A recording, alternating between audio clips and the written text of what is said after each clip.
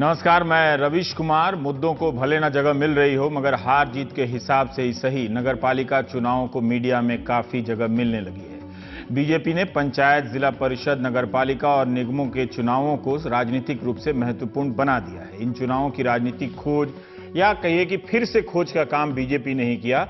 पूरी ताकत झोंक देती है पार्टी। राष्ट्रीय अध्यक्ष से लेकर सांसद, मंत्री तक इन चुनावों में प्रचार करते हैं। इसके जरिए बीजेपी बड़ी संख्या में अपने नए कार्यकर्ताओं की राजनीतिक महत्वाकांक्षा को बनाए रखती है। कार्यकर्ताओं को भी लगता है कि अभी पार्षद बन जाओ, कल विधायक और सांसद भी बनेंगे।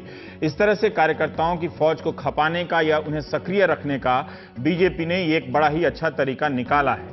इस रणनीति ने बीजेपी को अर्धसैनिक बल की तरह बना दिया है, जिसका ट्रक किसी नए लोकेशन पर जाने के लिए तैयार दिखता है। एमसीडी चुनाव के कवरेज का जो स्वरूप आपने मीडिया में देखा, वो बीजेपी के कारण ही है। चंद हिंदी और अंग्रेजी अखबार ही नगरपालिका की नियमित खबरें करते हैं। चैनलों में तो ना के बराबर ही एमसीडी को जानने वाले रिपोर्टर होंगे। इसके बाद भी पहली बार न्यूज चैनलों ने एमसीडी के चुनाव और नतीजों को लोकसभा की तरह कवर किया। आप याद कीजिए, कब 800 करोड़ से भी कम बजट वाले तीनों एमसीडी के चुनाव को चैनलों पर इतनी जगह मिली है। एमसीडी के इस चुनाव से पहले मीडिया में बृहन-मुंबई नगरपालिका बीएमसी के चुनाव को महत्व दिया जाता था, क्योंकि उसका बजट 30-40 हजार करोड़ का है और शिवसेना के नियंत्रण के कारण भी राजनीतिक अहमियत रहती है। बीएमसी पर नियंत्रण के जरिए शिवसेना हिंदुस्तान की एकमात्र पार्टी है जो राष्ट्रीय और प्रादेशिक स्तर पर अपना महत्व बनाए रखती है। अभी भी कई दल निकाय चुनाव को महत्व ही नहीं देते हैं। बीजेपी ने निकाय चुनाव को हाई प्रोफाइल बना दिया, जो कि होना भी चाहिए था। एमसीडी के चुनाव में बीजेपी 2007-12 के बाद लगातार तीसरी बार जीती है। कांग्रेस 12 की तुलना में आधी से भी कम हो गई, 30 वार्ड में ही जीत मिली। पहली बार चुनाव लड़ रही आम आदमी पार्टी को 0 सीट थी, 48 वार्ड में जीत मिली है। बीजेपी को 181 वार्ड में जीत मिली है। उत्तरी एमसीडी के 104 में से 64 वार्ड में बीजेपी विजयी रही। दक्षिणी एमसीडी के 104 में से 70 पर विजयी रही बीजेपी और पूर्वी एमसीडी के 64 वार्ड में से 48 वार्ड में बीजेपी जीती। तीनों निगमों में बीजेपी को बहुमत हासिल है। आज कई चैनलों पर एमसीडी के नतीजों के विश्लेषण के दौरान एंकर, रिपोर्टर और जानकार के सवालों में 2 सवाल मुख्य रूप से थे। आप चाहे तो यूट्यूब पर जाकर फिर से उन्हें देख सकते हैं और आपने देखा भी होगा। ये कि बीजेपी ने 10 साल में कुछ नहीं किया, भ्रष्टाचार और गंदगी रही, फिर भी प्रचंड तरीके से जीती। बीजेपी ने नाराजगी से बचने के लिए अपने सभी पार्षदों को टिकट काट दिए। प्रवक्ताओं के जवाब भी आप सुनिए। शायद ही किसी ने कहा हो तो अलग बात है, पर मगर शायद ही किसी ने मुख्य रूप से कहा होगा कि हमारे 10 साल के काम पर वोट मिला है। सबने मुख्य रूप से यही कहा कि प्रधानमंत्री मोदी का नाम लिया और उनके चेहरे पर वोट मिला। एंकरों और जानकारों ने बार बार कहा कि बीजेपी ने 150 से अधिक पार्षदों के टिकट काट दिए। क्यों काटे अगर काम किया था? उम्मीद करता हूं चुनाव के दौरान भी भ्रष्टाचार और गंदगी के सवालों को जगह मिली होगी। जब खुद ही चुनाव पर प्राइम टाइम नहीं किया तो दूसरों से क्या उम्मीद करूं। 153 पार्षदों के टिकट काटने की रणनीति का एक दूसरा पहलू भी आप देख सकते हैं, जिसकी चर्चा नहीं हुई या कम हुई होगी। ऐसी कौन सी पार्टी है जो 153 पार्षदों के टिकट काट दे और बगावत ना हो? टिकट कटने वाले चंद पार्षदों ने ही बगावत की, बाकी सब शांत रहे। इसके बाद भी पार्टी ने 21 नेताओं को बगावत के जुर्म में निकाला। इस लिहाज से देखिए तो आज के समय में ऐसा करने की हिम्मत किसी भी दल में नहीं है। अगर कोई दल टिकट काट भी दे तो उसी क्षण 100-150 लोग दूसरे दल की सदस्यता लेते नजर आएंगे। मगर बीजेपी के 100 से अधिक पार्षद टिकट कटने के बाद भी निष्ठा के साथ पार्टी के लिए काम करते रहे। इससे अंदाजा मिलता है कि एक संगठन के रूप में बीजेपी कितनी सक्रिय है और उसका कितना नियंत्रण है। लेकिन चुनाव दर चुनाव जीतने वाली पार्टी के राष्ट्रीय अध्यक्ष कहां हैं? जब इतनी बड़ी जीत मिल रही थी, अमित शाह उस बंगाल में लौट गए हैं जहां पिछले साल हुए चुनाव में उनकी पार्टी को जीत नहीं मिली। 2016 शुरू होते ही नेताजी की तमाम फाइलें सार्वजनिक होने लगी थी। टीवी एंकरों ने नेताजी पर खूब बहस की, लेकिन बीजेपी को सीट मिली 3। इतनी बड़ी हार के 1 साल के भीतर अमित शाह बंगाल लौटे हैं। नक्सलबारी में पार्टी कार्यकर्ता के घर भोजन कर रहे हैं। उन्होंने अमित शाह के पास जीत का जश्न मनाने और दिल्ली में रहने के कई कारण होंगे, मगर वे वहां पर पदयात्रा कर रहे हैं। अगले साल बंगाल के स्थानीय निकाय चुनावों की तैयारी में जुट गए हैं। 11 मार्च को यूपी विधानसभा में बीजेपी को ऐतिहासिक जीत मिलती है, लेकिन 10 दिन के बाद मीडिया में एक खबर मैंने देखी कि अमित शाह 21 मार्च को तमिलनाडु के कोयम्बटूर चले गए आरएसएस की एक बैठक में हिस्सा लेने के लिए। 2016 में तमिलनाडु विधानसभा में बीजेपी को 0 सीट मिली थी। मत प्रतिशत था 2.8%। इसके बाद भी अमित शाह और उनकी बीजेपी वहां भिड़ने चली गई है। क्या आप वर्तमान समय में किसी भी दल के अध्यक्ष के बारे में जानते हैं जो बड़ी जीत के बाद वहां चला जाता हो जहां उसे बड़ी हार मिली होती है? अमित शाह की जगह अगर कोई दूसरा अध्यक्ष होता तो कई महीने तक दिल्ली में बाहर ही नहीं निकलता। यह सही है कि आज की मीडिया में बीजेपी का ही पक्ष ज्यादा रहता है, उसी के रंग में सवाल होते हैं और विपक्ष का मजाक उड़ाया जाता है। लेकिन हार का कारण विपक्ष का आलस्य भी है। चुनाव कैसे लड़ा जा रहा है, लड़ने पर पैसा पानी की तरह बहाया जा रहा है, इन सब बातों से अच्छी बात यह है कि भारत की जनता को कोई तकलीफ नहीं है। अब बात आम आदमी पार्टी की। आज जब विरोधी और आलोचक सिर्फ इतनी उम्मीद कर रहे थे कि अपनी हार स्वीकार कर ले, मगर आपने इलेक्ट्रॉनिक वोटिंग मशीन में गड़बड़ी पर अपना विश्वास बनाए रखा। सर्वे से लेकर तमाम पत्रकारों ने कहा था कि आम आदमी पार्टी हार जाएगी एमसीडी में। पंजाब हारने पर आम आदमी पार्टी ने यही तो कहा था कि पत्रकार भी कह रहे थे कि आम आदमी पार्टी जीतने वाली है। आम आदमी पार्टी की विधायक अलका लांबा ने विधायकी से इस्तीफा दे दिया और अपने क्षेत्र में हार की जिम्मेदारी ले ली। अलका का कहना है कि हार के और भी कारण थे जो जमीन पर दिख रहे थे। संयोजक दिलीप पांडे ने भी इस्तीफा दे दिया है। उसी तरह से कांग्रेस के प्रदेश अध्यक्ष अजय माकन ने हार के बाद इस्तीफा दे दिया। प्रभारी पीसी चाको ने भी इस्तीफा दे दिया। अगर इस्तीफा देने वाले किसी का नाम छूट गया हो तो मैं कान पकड़कर माफी मांगता हूं। अब प्रॉब्लम यह है कि जिन पर इन इस्तीफों को स्वीकार करने की जिम्मेदारी है, उनसे भी तो इस्तीफा मांगा जा रहा है। मेरी राय में हर पार्टी में एक इस्तीफा सचिव होना चाहिए, जिसके पास अध्यक्ष से लेकर कार्यकर्ता तक का इस्तीफा स्वीकार करने का स्वतंत्र पावर हो। एमसीडी चुनाव में आम आदमी पार्टी के अलावा एक और पार्टी पहली बार हिस्सा ले रही थी, जो उसी से निकली हुई है, स्वराज इंडिया। 111 महिलाओं को टिकट दिया, पर्यावरण को मुद्दा बनाया। दिल्ली की जनता ने साबित कर दिया कि उसे अच्छाई नहीं चाहिए, अच्छे अच्छे मुद्दे नहीं चाहिए। सुबह से जानकार अरविंद केजरीवाल के अहंकार पर पीएचडी कर रहे थे। अगर उन्हें विनम्रता की इतनी ही तलब थी तो योगेंद्र यादव का ट्वीट देख लेते और दिल्ली वालों से पूछ सकते थे कि योगेंद्र जी की विनम्रता में ऐसी क्या कमी थी जो एक भी सीट नहीं मिली। सुबह सुबह उनका ट्वीट था कि एमसीडी की गिनती शुरू हो रही है, मैं शून्य अपेक्षाओं के साथ, जीरो एक्सपेक्टेशन के साथ शुरू कर रहा हूं। इसके अलावा जो भी आएगा वो बोनस होगा। राजनीति में ऐसी भाषा अब कहां बची है, लेकिन ऐसी भाषा से भी वोट नहीं मिला। फिर भी आप ये नहीं कह सकते कि भारत की राजनीति में शराफत नहीं बची है। नतीजे आने के बाद स्वराज इंडिया के योगेंद्र यादव ने एक और ट्वीट किया शाम को। उम्मीद के अनुसार स्वराज इंडिया को कोई सीट नहीं मिली। अभी तक वोट शेयर के नंबर नहीं आए हैं, पर उम्मीद से कम लग रहा है। हमें भी आत्ममंथन करने की जरूरत है। इसके बाद भी योगेंद्र यादव ने अपना प्रेस रिलीज भेजा है कि वो विपक्ष की भूमिका निभाएंगे और राजनीतिक दल की भूमिका निभाते रहेंगे। अंत में दिल्ली के मुख्यमंत्री अरविंद केजरीवाल के ट्वीट में भी विनम्रता की झलक मिली। उन्होंने ट्वीट किया कि मैं बीजेपी को तीनों एमसीडी में विजय पर बधाई देता हूं। मेरी सरकार दिल्ली की बेहतरी के लिए एमसीडी के साथ मिलकर काम करने की उम्मीद लगाए बैठी है। ये कहा उन्होंने। मुद्दों पर चुनाव हुआ या नहीं, अब इस पर बात करने से कोई फायदा नहीं। यह जीत उन 46% लोगों की भी है जिन्होंने वोट नहीं डाले। वैसे 46% ने वोट क्यों नहीं डाले, यह सवाल पूछा जा सकता है। वैसे उनको भी बीजेपी में शामिल कर देना चाहिए। प्राइम टाइम में हम बात करेंगे। हमारे साथ शर्मिष्ठा मुखर्जी हैं, दिल्ली कांग्रेस की प्रवक्ता, आशुतोष हैं, आम आदमी पार्टी के प्रवक्ता, और विजेंद्र गुप्ता जी हैं, आप नोएडा से हैं। तो आप जीते हैं, तो आपसे ही पहला सवाल बधाई के साथ। विजेंद्र जी, मैं सुबह से देख रहा था और आपने कई चैनलों में इस सवाल का सामना भी किया कि आपकी पार्टी एमसीडी में काम के बदौलत कम जीती है, नाम और चेहरे के बदौलत जीती है।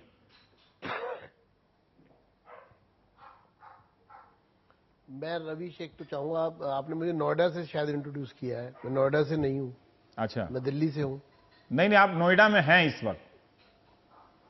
अच्छा, चलिए कोई बात नहीं। हाँ, अच्छा, हाँ, मैं अच्छा, ठीक है। हाँ, मैं नोएडा में हूं इस समय। हाँ, आपके शो के लिए मैं यहाँ रुक गया था। हाँ जी, अब सवाल कीजिए। जी, सवाल मेरा यही था। दोबारा तो थोड़ा सवाल दोहरा देंगे। हाँ, सवाल यही था कि सुबह से आप इस सवाल का सामना कर रहे हैं और सारे लोग यही अब बार बार कह रहे हैं और लिखे जा रहे हैं कि एमसीडी में बीजेपी का प्रदर्शन खराब था, भ्रष्टाचार था और चारों तरफ गंदगी फैली हुई थी। इसके बाद भी बीजेपी को जीत मिली है, किसी को समझ नहीं आ रहा है।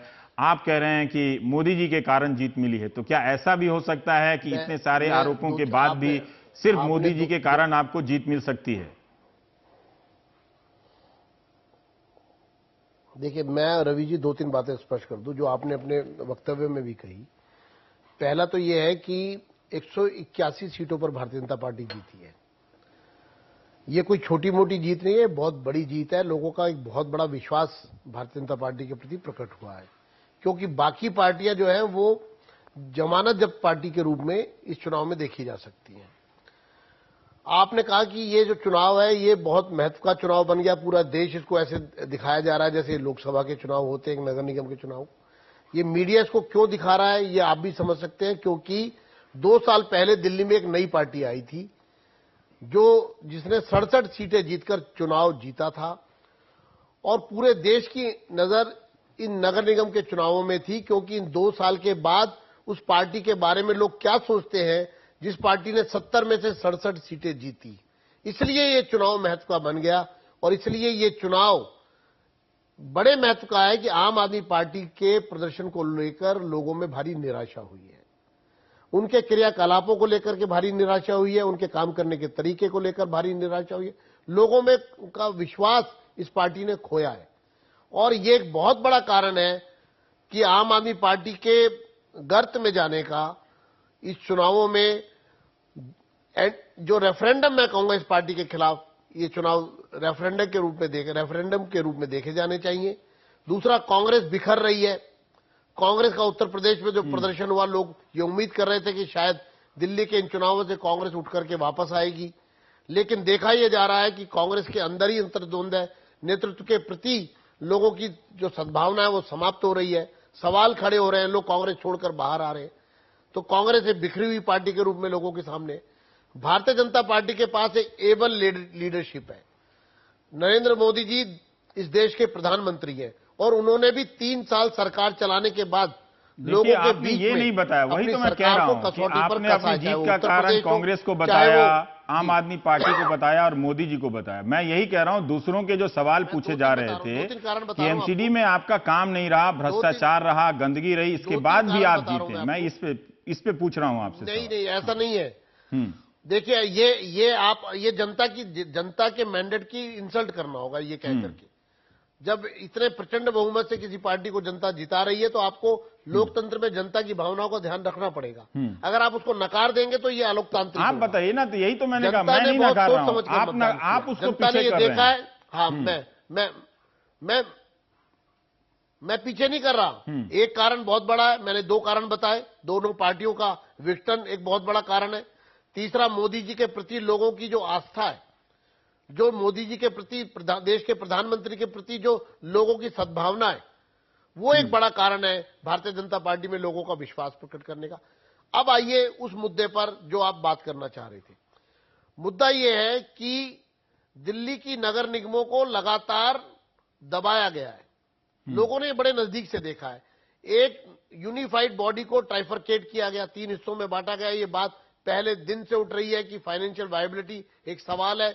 जितने इन नगर निगमों के खर्चे हैं, आज पूर्वी नगर निगम जो है, पूर्वी दिल्ली नगर निगम, उसके जो खर्चे हैं, उसकी आमदनी उससे कहीं कम है। तो प्रश्न ये है कि क्या लोगों पर टैक्स बढ़ाया जाए, कितना टैक्स बढ़ाया जाए, कितने गुना किया जाए। तो प्रश्न आता है कि जो वित्त आयोग बनाया गया है, भारत के संविधान में जो व्यवस्था की गई है, 4थे वित्त आयोग ने अपनी रिपोर्ट में साफ रूप से कहा था कि ये ट्राइफरकेटेड बॉडी तभी चल पाएंगी जब इनको वित्तीय रूप से दिल्ली की सरकार से। तो क्या आप जीतने के बाद एमसीडी का जो विभाजन है उसे वापस कराने की लड़ाई लड़ेंगे क्या? देखिए, आपने दिल्ली का मुद्दा छोड़ दिया। क्या अब आप ये कह रहे हैं कि वापस एमसीडी को पुरानी स्थिति में लाया जाए, ये मांग रहेगी आपकी? मैं एक एक करके, मैं पहले आपके पहले सवाल का जवाब देना चाहूंगा। मैं पूछना चाहता हूं आम आदमी पार्टी के प्रवक्ता से, आपने 4थे वित्त आयोग की रिपोर्ट को लागू क्यों नहीं किया? ठीक है, पूछ लेते। आपने दिल्ली के अंदर सफाई कर्मचारियों की स्ट्राइक क्यों करवाई? उनकी सैलरी क्यों नहीं दी? ठीक है। जब आपको उल्टा पड़ गया, सफाई कर्मचारियों ने सरकार के खिलाफ नारे लगाने शुरू कर दिए, लोगों के बीच में आप एक्सपोज हो गए, तब आपने सैलरी। ठीक है, आशुतोष जी बताएंगे जो विजेंद्र जी से सवाल पूछ रहे हैं। नगर निगमों को काम करने के लिए जी नहीं, विजेंद्र गुप्ता जी जो सवाल पूछ रहे हैं, मैं उनसे भी जरा एक सवाल मैं भी पूछ लेता हूं कि 2012 से लेकर अब तक क्या एक भी जगह, सर ये सुन लो, तो ईवीएम की बात करेंगे। अरे सर जी, आप बात तो सुन लो। विजेंद्र गुप्ता जी, या तो आप बोल रहे हैं तो मैं नहीं, आप प्लीज आप उनसे सवाल कर लीजिए ना। ठीक है, वो बोल दिया, ठीक है। हाँ, 2000 ये लगा तो ईवीएम से रवि जी, आपको जान के बड़ी हैरानी होगी, आपको इस बात को जान के बड़ी हैरानी होगी कि 2012 के बाद से एक भी ऑडिटेड रिकॉर्ड तीनों एमसीडी में किसी रेवेन्यू स्ट्रीम का नहीं है। इनसे पूछिए क्यों। हाउस टैक्स में जो वसूल, ये कह रहे हैं ये कि देखिए, फाइनेंशियली बड़ा झूठ। अनवायबल है। हाउस टैक्स की जो वसूली है, हाउस टैक्स की ये जो बड़ा वसूली झूठ है। है वो सिर्फ 25% है, सिर्फ 25% की वसूली है।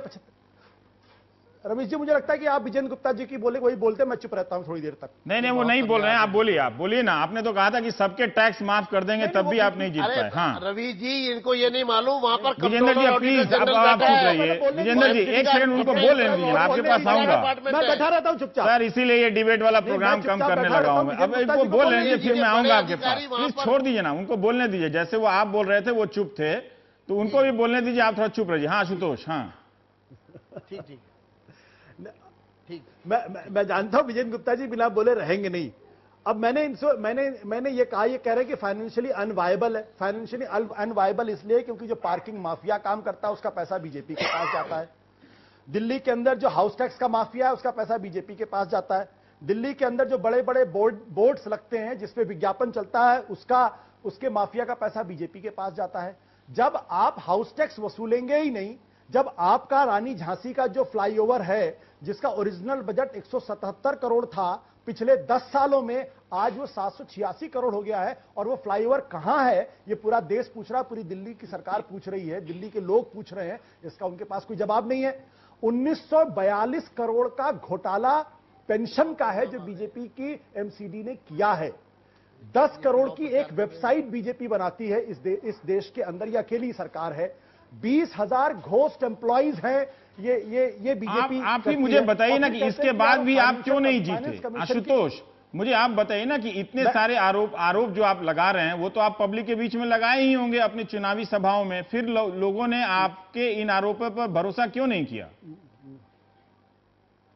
अब मैं इसका आपको जवाब देता हूं कि जिस एमसीडी का पिछले 10 साल की एक उपलब्धि विजेंद्र गुप्ता जी नहीं बता सकते हैं।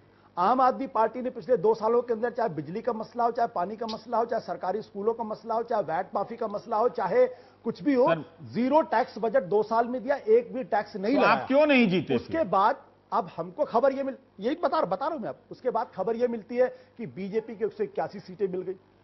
तो कहीं ना कहीं आज ये सवाल उठाना पड़ेगा जो लालकृष्ण आडवाणी ने 2009 में उठाया था, जो बीजेपी के टॉलेस्ट लीडर है, जिनके सामने कभी विजेंद्र गुप्ता जी जाके सलाम किया करते थे।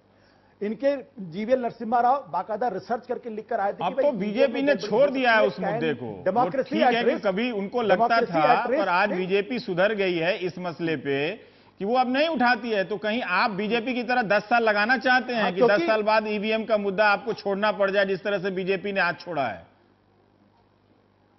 नहीं, बीजेपी जिस रास्ते पे चल रही है उस रास्ते पे वो ज्यादा लंबे समय तक चलने वाली नहीं, क्योंकि सिर्फ मोदी जी की पार्टी होगी, बीजेपी कहीं होएगी नहीं। मैं उसकी चर्चा में कभी किसी दिन अलग से करूंगा। उसके बाद 11 रिमाइंडर इलेक्शन कमीशन प्रधानमंत्री कार्यालय को भेजता है कि सुप्रीम कोर्ट का ऑर्डर है, 3000 करोड़ रुपए आप फौरन सैंक्शन कर दीजिए, नहीं तो हम सुप्रीम कोर्ट का ऑर्डर नहीं मान पाएंगे, वीवीपैट नहीं लग पाएगा। तो आप ये कह रहे हैं कि ईवीएम ने हरा दिया। पर एक बात का जवाब दीजिए कि सारे सर्वे पत्रकार ये सब भी तो कह रहे थे ना, हम लोग भी जिससे बात कर रहे थे उससे यही लग रहा था कि आप इस बार दिल्ली में नहीं जीतने वाले। तो ये भी तो लोग जिससे बात कर रहे थे, छोड़िए मशीन को, तो आप क्यों आज आपकी जनता ये उम्मीद कर रही थी कि हार हुई है तो आप उस हार को, उस दायरे में जिस तरह से हार को स्वीकार किया जाता है उतना भी आप नहीं कर रहे हैं। आप ईवीएम पे लगातार अटैक किए जा रहे हैं जो कि अभी साबित नहीं हुआ है, जिसे साबित होना है। नहीं तो क्या आप ये बताइए, क्या कलमाडी के ऊपर आरोप साबित हो गया? क्या राजा के ऊपर आरोप साबित हो गया? क्या शशि थरूर के ऊपर आरोप साबित हो गया? क्या ललित मोदी के खिलाफ आरोप साबित हो गया? क्या सुषमा स्वराज के खिलाफ आरोप साबित हो गया? क्या वसुंधरा राजे सिंधिया के खिलाफ आरोप साबित हो गया? आप क्यों उनको भ्रष्ट बोलते हैं? आप क्यों उनको भ्रष्टाचार गंभीर आरोप लगाते हैं? अगर आपको कंक्लूसिव एविडेंस ही चाहिए तो फिर पत्रकारिता कैसे होगी इस देश के अंदर? मैं कह रहा हूं, बिना एविडेंस के पत्रकारिता कैसे करेंगे? आप ये भी बताइए ना। लूजर नहीं है। बिना एविडेंस का पत्रकारिता कैसे करेंगे? कैसे करेंगे आप मुझे बताइए। देखिए आपका टैक्स का सारी कमियां आपने बता दी, ईवीएम का मुद्दा आप उठाते रहे। आपको नहीं लगता कि आपके नेतृत्व में कोई समस्या है? आपके पार्टी के सहयोगी आरोप लगा रहे हैं, आपके जो पुराने साथी जो निकल गए हैं वो फिर से आ गए हैं आप लोगों पर नेतृत्व पर हमला करने के लिए। तो वहां कोई गड़बड़ी नहीं है? ऐसा कैसे हो सकता है कि आप चुनाव हार रहे हैं और आपके पार्टी की नीति रणनीति और नेता में कोई गड़बड़ी नहीं होगी? क्या आप लोग उससे मुक्त हैं? नहीं रवीश जी, मैं पूरी ईमानदारी के साथ कहता हूं कि ऐसी आम आदमी पार्टी बिल्कुल नहीं है जो ये कहे कि उसके अंदर कोई खामी नहीं है, कोई कमी नहीं है, कोई गलती नहीं है, कोई कमजोरी नहीं। यस, हमारे अंदर भी कमजोरियां हैं, हमारे अंदर भी गलतियां हैं, हम भी गलतियां करते हैं, हमारे अंदर भी खामियां हैं। हम उन गलतियों को समय रहते रहते हम उसको स्वीकार भी करते हैं और पब्लिक के सामने जाके अपनी गलती मानते भी। अकेली पार्टी है। दूसरी बात, अगर कहीं कोर्स करेक्शन की जरूरत पड़ेगी, पार्टी 100% कोर्स करेक्शन करेगी। आत्ममंथन पार्टी को करना है, आत्ममंथन पार्टी करेगी। हार की समीक्षा, जीत की समीक्षा पार्टी लगातार करती रहती। लेकिन हम एक महत्वपूर्ण सवाल उठा रहे हैं इस देश के अंदर कि अगर ईवीएम के मसले पे संदेह है तो ये लोकतंत्र की जो व्यवस्था है, जो संवैधानिक मोटा-मोटी शर्मिष्ठा जी के पास अब मैं जाना चाहता हूं। आशुतोष ईवीएम पे हैं, विजेंद्र जी मोदी जी पर हैं, उनके ये ईवीएम से हार रहे हैं, वो मोदी जी के कारण जीत रहे हैं। ठीक, आपका क्या प्रॉब्लम है कि आप दिल्ली जैसी जगह में भी आप लोग वापसी नहीं कर पाए? देखिए, आप 2015 से तुलना कीजिए। क्या आपके कार्यकर्ता भी भाग गए हैं कांग्रेस छोड़ के? ये आप बहुत ही एक गलत बात बोल रहे हैं, क्योंकि दो सीनियर लीडर्स जो कांग्रेस को बिल्कुल कांग्रेस का पीछे छोड़ा घूप कर इलेक्शन के 3 दिन पहले चले गए, जिनको कांग्रेस से सब कुछ मिला। तो लगता है कि उनकी राजनीति में आइडियोलॉजी नाम की, विचारधारा नाम की कोई चीजों की महत्व नहीं है। ये क्यों नहीं लगता है कि आपकी पार्टी में कोई विचारधारा नहीं बचा होगा, इसलिए वो विचारधारा की तरफ चले गए? ये आपको देखने का नजरिया है। मुझे नहीं लगता कि ऐसे बात है। अभी भी दिल्ली का बात छोड़िए, देश की किसी भी गांव में आप जाइए, एक मिनिमम एक फैमिली आपको कांग्रेस को मिलेगी।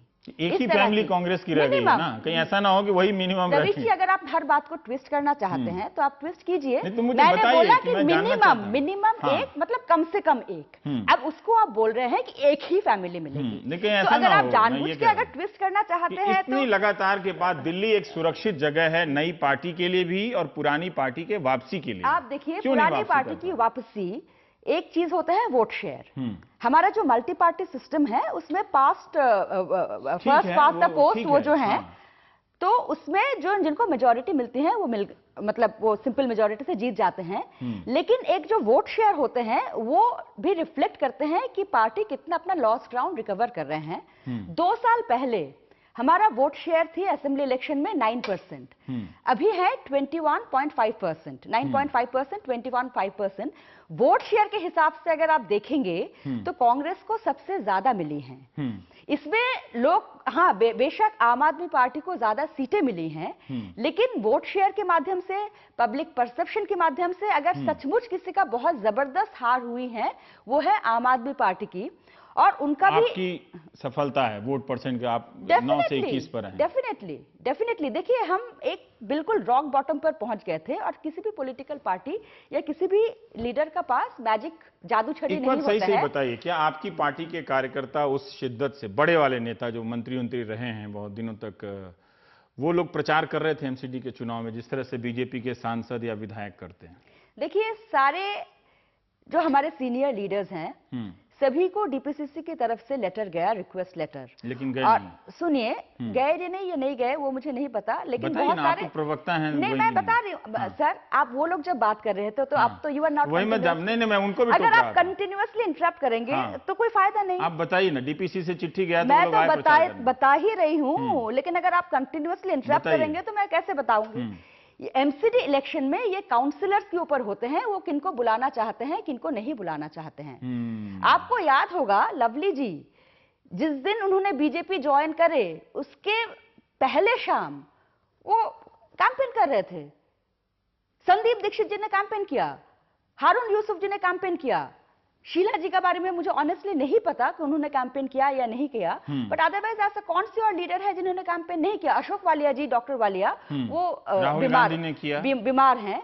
दिग्विजय सिंह ने किया, सलमान खुर्शीद ने किया, बीजेपी के बड़े बड़े मंत्रियों और सलमान खुर्शीद ने किया, शशि थरूर ने किया। यही मैं जानना चाहता हूँ। बिल्कुल, शशि थरूर जी ने किया, सलमान खुर्शीद जी ने किया, सचिन पायलट ने किया, दीपेंद्र हुड्डा जी और भूपेंद्र हुड्डा जी ने किया। मतलब बहुत सारे लीडर्स आए लेकिन राहुल गांधी जी ने नहीं किया, क्योंकि हम ये एमसीडी मुद्दा जो है, एमसीडी जो चुनाव है, वो बहुत ही जमीनी स्तर पे लड़ा जाता है। यही तो बात मैंने शुरुआत इसी से की ना, कि देखिए, और आप ये एमसीडी जो बोल रही है ना, उसी को बीजेपी ने एमसीडी बना दिया है, एमपी के लेवल का। आप अभी भी उसको सोचने को, छोटा चुनाव है, वहां राहुल गांधी को, अमित शाह बंगाल क्या करने गए? वो आपको पता है लोकल बॉडीज के इलेक्शन होने जा रहे हैं, उसके लिए गए ना। भारतीय जनता पार्टी के राष्ट्रीय अध्यक्ष हैं, इस वक्त उनका प्रोफाइल बहुत हाई है, कई जगह चुनाव जीत रहे हैं, लेकिन इसके बाद भी वो किस चुनाव के लिए गए? विधानसभा का चुनाव तो हो नहीं रहा आपके राज्य में। है कि आप जो बोल रहे हैं, लेकिन मैं ट्रेडिशनली बात कर रही हूं कि ट्रेडिशनली कभी भी एमसीडी चुनाव को प्राइम मिनिस्टर, देश की जो प्रधानमंत्री हैं, उनका इमेज पर लड़ा नहीं जाते हैं, और ये यही दर्शाते हैं कि बीजेपी का state leadership is completely bankrupt. तो आप उसके बाद भी अगर उसको तो जीतने से मतलब है ना, तो आप इसका मतलब है कि आप मुद्दे नहीं उठा पाए, आप मुद्दे नहीं उठा पाए। हम हर मुद्दे को उठाए, पिछले 2 साल से इफेक्टिवली कांग्रेस असेंबली में नहीं रहते हुए भी पिछले 2 साल में दिल्ली में कांग्रेस एक इफेक्टिव ऑपोजिशन की भूमिका बहुत ही सक्रिय और बहुत ही जोरदार तरीके से निभाए, और ये बात बीजेपी की लीडरशिप भी स्वीकार करते हैं। मुझे बहुत सीनियर बीजेपी लीडर्स पर्सनली बोले हैं कि दिल्ली में कांग्रेस बहुत अच्छा कर रहे हैं। ये बड़ा अच्छा है कि आप लोग पर्सनली कुछ अच्छी बातें भी करते हैं। डेफिनेटली वो जनता को भी मालूम होना चाहिए। एक ब्रेक लेने दीजिए, एक ब्रेक लेते हैं, फिर आएंगे तो फिर बात करेंगे हम।